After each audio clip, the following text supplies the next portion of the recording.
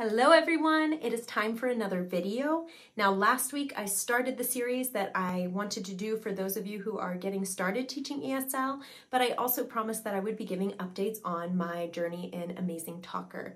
And so I just realized this morning that I have been teaching for AmazingTalker for a month and 2 days. And so I think it's time to give you a breakdown of my current schedule, about how much I am making, and the success that I am or am not having so far. So if you're interested, let's get started.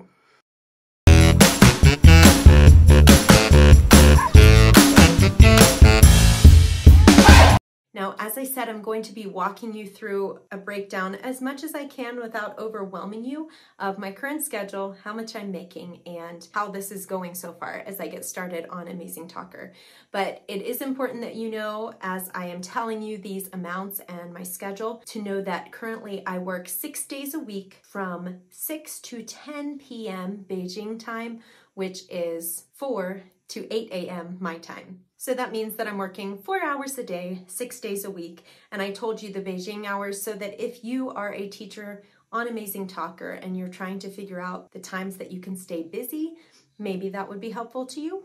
At my last company, I was actually working from 3 to 8 a.m. my time, but I was finding that that was becoming a bit unsustainable for me and my family. So that's why I changed my hours. You do always have to keep in mind the time zone of whatever country or countries you are teaching for, because you need to know which ones are the peak hours, the hours that are most likely to be booked. And for my students, that's when most of them are coming home from work or school, and so those are the times that they have available. There are some that will have other times available, but these are closer to the peak hours, and actually they probably start earlier, but as I said, I decided that for me and my family that wasn't best right now, and my schedule is full where I am right now. All right, so I'm going to jump in and go ahead and give you all of this information. It might feel like a lot, but I also feel like it can be really helpful information. The kind of things that a lot of you are asking if you are considering whether or not to apply to AmazingTalker, or you're already there but you're trying to figure out what is possible. I am still at the beginning of my journey. I'm only a month in. I don't know what all is still to come, but right now I'm really happy with where I am and where I think I'm headed. And so let's just look at the breakdown. So this morning I was actually exploring things on the platform, trying to figure out this information that I'm getting ready to share. I think I've got it right. I think that since I started classes on the 20th of September, that I've had a total of 53 students, which means I have taught 53 trial classes. Of those 53 students, 34 of them have purchased packages from me. Now, some of those packages are only 5 classes, but some of them have done that a couple of times. Others have bought packages of 10 or 20. A good number of them bought packages of 20, so I will be teaching some of them once a week for a few months. And then I was looking at the website this morning. I think this is true. From what I understand, it seems like it lines up from the information I have. It looks like I have taught a total of 152 classes since September 20th, that I have 212 more scheduled, and that I have 151 that have been purchased. They're a part of those purchase packages, but they have not yet been scheduled. So for those of you who don't know how that works, when someone buys a package of classes, that money does not go directly into the teacher's account, but it notifies us that that package has been purchased, that it was worth this much money, but then we receive the money for that each time we teach the class, which, to be honest, I prefer that, because if anything changes, if they decide they want a refund and they don't want to finish those classes, I don't want to have that money pulled from my account that I was already counting on. So in my opinion, this is a good way for it to be handled. So those 212 classes that I mentioned that are scheduled, that means that not only did the families buy the packages and the classes, but they went ahead and put their date and time for their classes on the calendar. The 171 unscheduled classes, they've been paid for by the family, but they didn't yet choose what day and time they're going to do those. Some of them just schedule a couple of classes at a time. Now, in regards to pay, my rates have gone from, at the very beginning, I was charging $3 for a 25-minute trial and $12 for a 50-minute class. And if you watched my last video, you know that that was because it was recommended to me by my mentor that I start on the lower the much lower end of things in order to bring in some students, get some good reviews, and kind of be on the chart to start receiving more students. And then as you're getting more students and more positive reviews, then you raise your rates. So as I said, I went from $3 for a 25-minute trial to now $9 for a 25-minute trial. I didn't do that in one jump. I was raising them a little bit at a time. And each time that I sold packages and was bumped to the first page of teachers where you're featured, then I would raise my rates by a little bit based on the recommendation of my mentor. And then right here at the end, I raised it a couple of times when I was not there because my schedule was still so booked, even though I wasn't up on those first pages. And because of the demand, I went ahead and raised my prices. And then for the 50-minute classes, I've gone from $12 for a 50-minute class to $25 for a 50-minute class. You do have to keep in mind that even though those rates are in place, when a student buys a package of 5 or 10 or 20 classes, there is a discount that is automatically applied to each class. So you don't bring in that much each time, and then there are also the fees to consider, but we will get to that in a minute. So now I'm going to go ahead and put up my schedule so that you can see what I'm meaning. Right now, my schedule is almost completely booked for these next couple of weeks, and then it starts to thin out because of how parents are scheduling or which packages they purchased. So because some parents or students are buying packages of 20 and only taking classes once or twice a week, those classes right now can be booked a few months out. But I'm finding that each time I arrive to any day or any given week, they're mostly full. So then, like I just said, you also need to keep in mind the fees that you are paying back into the company, because all of that money that I'm earning is not coming directly to me. Those prices that I just told you. So first, you need to know that everyone, no matter what, no matter how much they're earning, is paying a fixed fee of 8% back into AmazingTalker. That's fixed. Nothing will change about that. Then at the beginning of each month, you are starting at a platform service fee of 30%. But for each $100 that you bring in of gross income, then that percentage is going to drop by 1. So that you understand this a little bit better, I'm going to put up here the exact breakdown of my month so far. So right now, as of the 22nd of October, I have brought in a total of $1,036.69. Not all of that is going to me, but that is what my classes brought in. Then you see below that because I have earned over $1,000, my percentage has gone down by 10, because for every 100, that percent goes down 1. So now I'm at 20% for that service fee. So that shows right there what that 20% would be. It takes that away, and then it also takes away that 8% fixed fee that everyone is paying. So that leaves me right now with a net income of $746.42. To be honest, I'm thrilled about this. I was expecting a much, much slower start, so I'm kind of over the moon that things are going as well as they are. Is this as much money as I was making before at the other company? No, it isn't. But I knew that I was going to have to start out slow with lower rates, and that it was going to take time to build up. So I am very, very pleased with where I am right now. There are also a few other things that are important to consider. So the first thing to consider is that the month isn't over yet. I've only worked a total of 19 work days so far, and I have 7 more to go this month. So I still have more time. Number 2, this means that not only am I going to earn more money before the end of the month, but my service fee percentage is also going to go down, which means I'm getting to keep more of that gross income that my classes brought in. And third, some of the classes that I am teaching right now are classes that parents or students purchased right at the beginning when my rates were $12 for a 50-minute session. So until they finish their packages, that's the rate that they're paying for their classes. My newest students are all paying my newest rate, but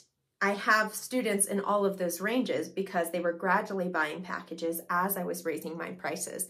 So the nice thing is, on your income report, you can look and see exactly how much each class is bringing in, and it ranges it's a wide range right now.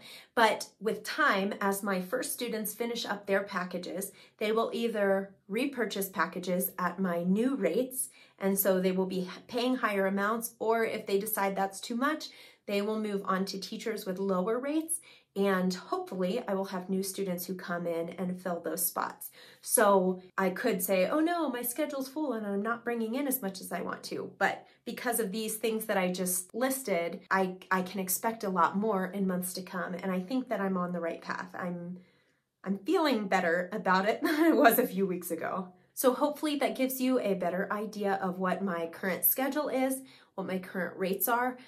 These things are not guaranteed.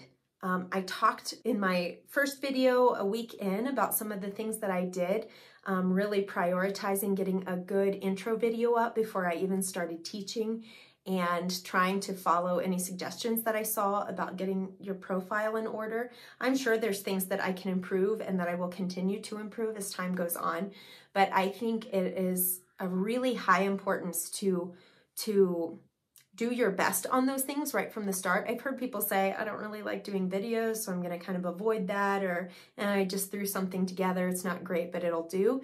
That's the first thing that everyone's going to see of you when they go to your profile. And if I were a parent, so most of my students are children, but I have a few regular adult students. But especially I'm thinking like a parent. If I was picking a teacher for my child, it would help me a lot to watch a video to just see, how they talk, what their accent is like, some of their personality. I tend to be very protective of my children, and I want to see that each parent's going to be looking for something different, but that's your chance to show very much who you are, how you like to teach, so that you have the right students matched to you.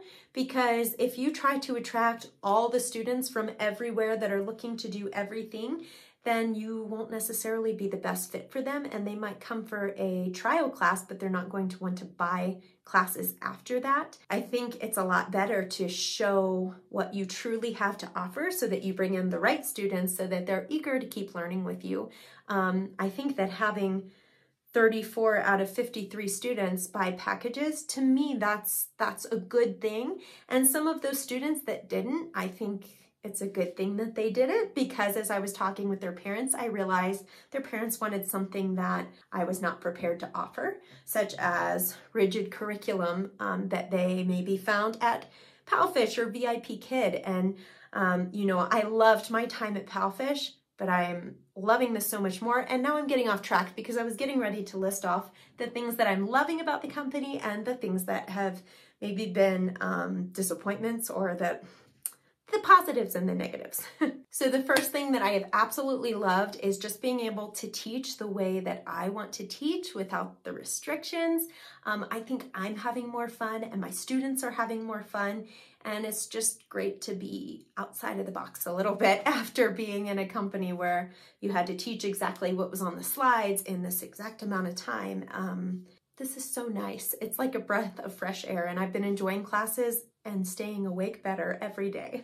Number 2, I just mentioned it to you. I can make very clear what they can expect from my class so that I end up with the right students in my class long term, so that you don't have those tension-filled classes where the parents aren't that pleased with you, you're not pleased with the parents, and none of you really want to be there.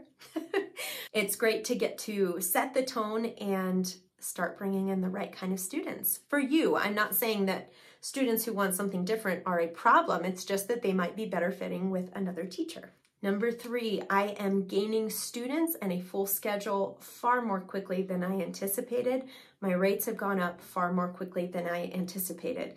And again, it's never a guarantee. I don't want you to think that anyone who joins can do this, but I'm letting you know it is possible. And I'm sure that there are others who have advanced even more quickly than me. So I'm very pleased with the progress so far. 4, after some really stressful weeks, which I'll cover in a minute, I feel like I'm now starting to get a rhythm of how I want to do my classes, how to do class prep and after class reports. I still have a long way to go. There's still a lot that I'm trying to figure out, but it's getting better. It's starting to flow a lot more. Number 5, although those fees are painful to look at when I look at the gross income and the net income, it's hard to see those high fees. I do see an enormous amount of potential here because the more that you're earning, the lower those fees are.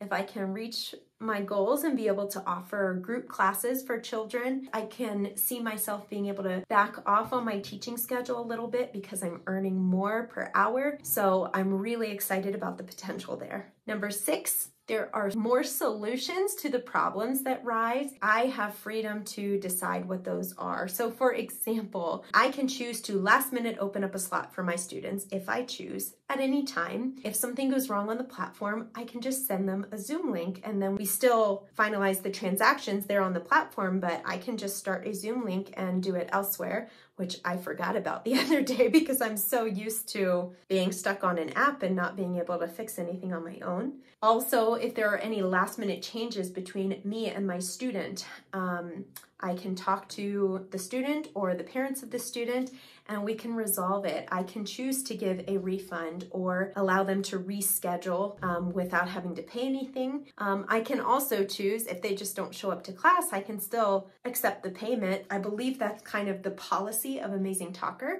but we're independent teachers, so we get to make those decisions and make those calls, and that's really nice. And number 7, I'm just in touch with the parents of my students or my students way more than I was when I was teaching for Palfish.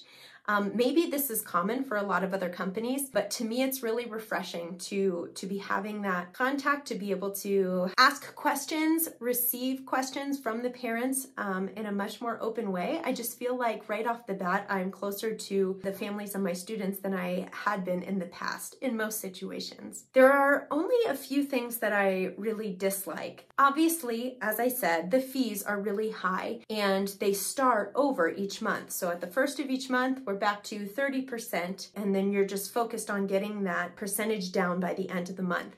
So if I have to take off much time at all in any given month, that's going to limit my ability to lower that fee to what I'm used to. So I think that's going to be a little bit frustrating. I wish that there was a way to kind of reach a spot where you're consistently there, but that's the price that you pay for some of the benefits here as well. And then number 2 is that here in the beginning, I've just spent way more time than I want to with prep and after class reports. Again, because I'm figuring out how to do this. At Palfish, I had all of the curriculum provided to me. I wasn't allowed to stray from the curriculum, so by the end, I wasn't doing any prep time because I knew the lessons and I knew my students and all I had to do was show up to class. And then I came here and I found that I was preparing for hours in a day in the beginning. Even in the last week, I'd been spending so much less time. Again, it's just kind of getting a rhythm for how I want to be teaching, what's working well for my students, and in the very beginning, it's just trial and error. Once you start to find what works, what clicks, then it's just so much faster. And a little tip that I'll cover another week is there are a few things that I am paying for monthly that are low cost that I think are saving me a lot of time and stress. So to me, that is worth it. I tend to be a scrimper and a saver, but I see it as an investment. If it enables me to last longer teaching the schedule that I'm teaching, it would be well worth a few bucks here and a few bucks there. So that's it. Just those 2 negatives about the fees and then the beginning, getting started, learning how to use my time the best and get my rhythm for classes. Other than that, I'm enjoying this so much. I miss my students from Palfish so much. I wish that I could have brought them all with me, but I already have all of these new students at AmazingTalker, some of which I already feel great attachment to. I'm really enjoying my time, and I think that all of this pushed me into something that I'm going to love a lot more and eventually is going to put me in a place where I could teach entirely independently once I figure out those other things about marketing to students elsewhere. And you know, by then I'll have it figured out how I enjoy teaching classes and what resources I like to use. So I probably won't always be here, but who knows? Maybe I'll find enough success that I think it's worth it to just stay. So We will see. For now, what other questions do you have? Someone mentioned in the comments of my last Amazing Talker video that they would like to see a recording of an actual class. As I said, I've just been trying to figure things out. I'm getting to the point where I think I would like to actually do that. I'm not quite sure how I'm going to do it or how much I'm going to show. That will partially depend on the students and their parents. I'm also trying to decide which classes to show because each one is so different, but I do plan to do some of that with you at least. So thank you to the person who requested that. For the rest of you, what else do you want to know? Do you have more questions about Amazing Talker? Or do you want to share anything about your own journey? What company are you teaching for? Have you gone completely independent? What challenges are you facing? What victories are you achieving? I would love to hear about it. So feel free to comment below and I will respond to your comments. As I said, I will continue my series for those of you trying to get really comfortable teaching ESL, and I will also continue to give updates and tips about Amazing Talker. So if you're interested in either of those, please subscribe. That would be much appreciated. I hope to see you next time. All right, have a great weekend. Bye.